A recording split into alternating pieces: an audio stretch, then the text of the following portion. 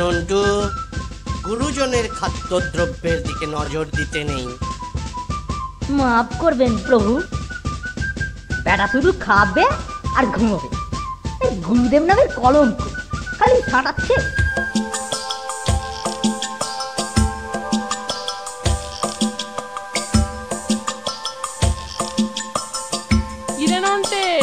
কদিন ধরে তোর যে পাত্তাই পাওয়া যাচ্ছে না।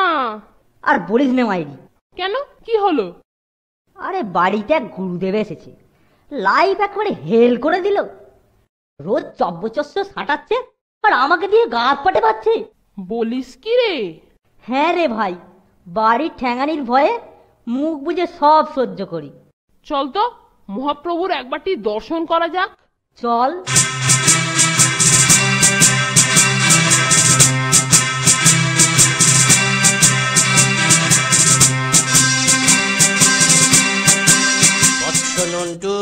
দেখ না, ভেবে যে একটা প্ল্যান বের করব সেটা চান্সই পাচ্ছি না।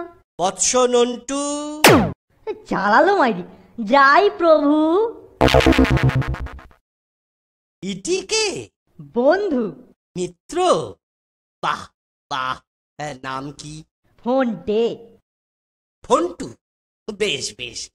তোমরা দুই মিত্রতে মিলে আমার গাত্রমর্দন করবে। আচ্ছা প্রভু। বৎস নন্টু, অগ্রে তুমি মর্দন আরম্ভ করো। এখন 1 ঘটিকা, অপরাহ্ন 3 ঘটিকা থেকে ফন্টু মর্দন আরম্ভ করবে। মর্দন করাচ্ছি প্রভু। যা চাইছি বোধহয় এখানেই তা পেতে পারি।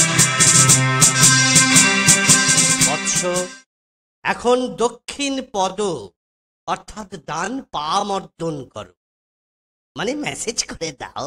আচ্ছা। এবার গাত্র মর্দন করো, অর্থাৎ গা মেসেজ করে দাও। ওম হরি। আজকালকার যুব সমাজের এ কি হাল! এরা শুদ্ধ বাংলা জানে না। হরি হরি। পেয়ে গেছি।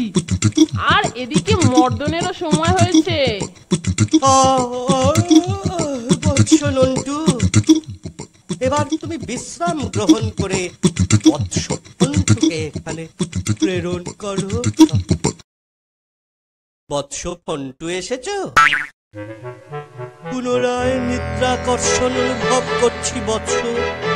তোমাকে আর গাত্রমর্দন করতে হবে না। পরিবর্তে যদ্যপি না আমি গভীর নিদ্রামগ্ন হই, তদ্যপি তুমি আমার উদার দেশে হস্ত সঞ্চালন করো। কিন্তু বৎস, তোমার হস্ত এত লোমশ কেন? কেন? বাবা গো, খেয়ে ফেললে গো, বাঁচাও।